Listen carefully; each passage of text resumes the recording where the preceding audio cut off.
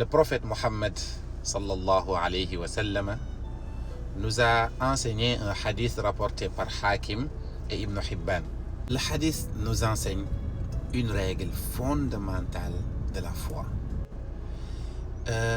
Il nous apprend que le musulman doit toujours bien se comporter et faire ce qu'il doit faire et accepter le résultat. Peu importe le résultat, car le résultat final appartient à Allah.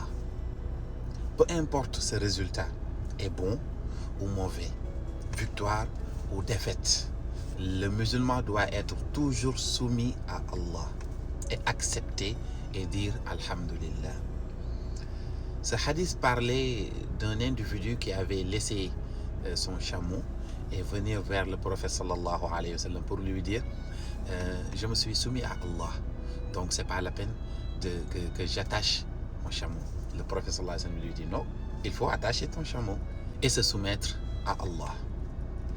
On peut apprendre ça dans le match passé, le Sénégal face au Maroc.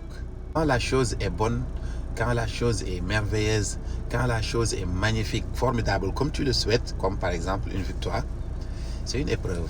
Allah veut savoir si tu vas le remercier sincèrement ou bien tu vas croire que c'est ton travail tout simplement. Donc c'est une épreuve. Et quand la chose aussi est mauvaise, comme une défaite, quand ça te rend triste, frustré, etc., ça aussi c'est une épreuve. Allah veut voir si tu vas patienter, si tu vas apprendre sur cette épreuve. C'est exactement ce que Allah veut nous enseigner concernant les bonnes choses et les mauvaises choses. Et c'est exactement aussi ce qu'on a vu dans le match Sénégal-Maroc. Toi, le Sénégalais, tu as gagné. Félicitations. Mais que serait-il si tu avais perdu? Est-ce que tu allais passer ton temps à critiquer la CAF, à critiquer l'arbitre, à critiquer le système? Ou bien tu vas dire uniquement que je n'étais pas destiné à avoir ce trophée. Donc, alhamdulillah. Et toi, le Marocain aussi, tu as perdu. Mais est-ce que le fait de perdre, tu dois être là à insulter tes joueurs ou bien les Sénégalais?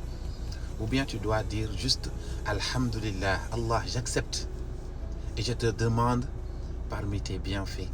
La vraie question pour un musulman n'est pas qui a gagné le match, mais comment te comportes-tu envers ton Seigneur en cas de malheur ou en cas de bonheur? Que doit être ton comportement? Car le croyant dit toujours alhamdulillah pendant la victoire comme pendant la défaite. Car ce qu'on doit savoir, c'est que la victoire teste ta gratitude, mais la défaite teste ta foi.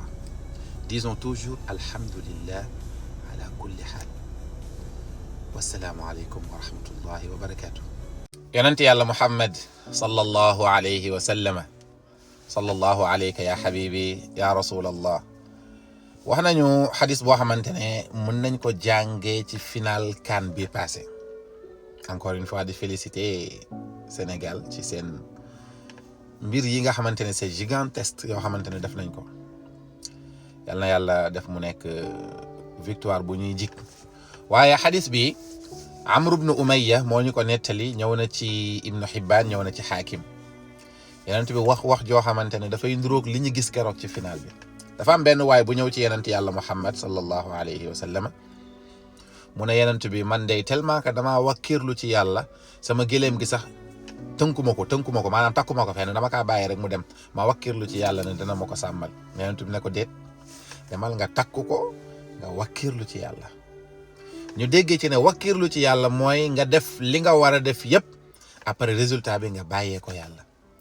te loolu la Sénégalais yi def. dafa am benn ibaara bu rafet bu arab yi di wax naan al axdu bil asbaabi waajiba wa rida bil qadaai ibada.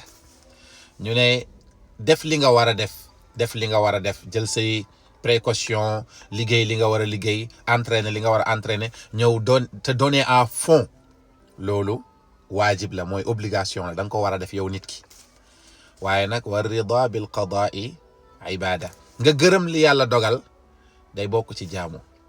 que serait-il bu fekkoon ne penalty boobu noonu dafa dugg est-ce que dañuy gëm ne lii travail la maanaam benn épreuve la yow boo war a poser question sa bopp est-ce que dañuy gëm ne ñun moomuñu woon coupe bi rek ñu yem ci wala dañuy passer suñu temps yëpp di xalab waa CAF ak arbitre bi est-ce que waa Maroc ñi nga xam ne dañoo perdre mbir mi est-ce que dañuy toog naan dañ leen a sàcc naan Sénégal c'est des ingrats c'est des ainsi de suite ñun déjà ñoo ngi wax naan la justice de Dieu mais est-ce que bu fekkoon ne contraire bi la dinañ wax loolu est-ce que dinañ nangu ne yàlla mooy def lu ko neex faalu li ma yurid nañ ci jàngee inna fi dhalika la ibratan liman kaana lahu qalbun aw alqa as-sam'a wa huwa shahid mbir yi yëpp nit ki mun na cee jàngee digganteem ak yàlla mun na cee gisee jëfinu yàlla yàlla ñu yàlla defal tawfiq may ñu doon ñoo xamante ne dañuy am dawaamul muraqaba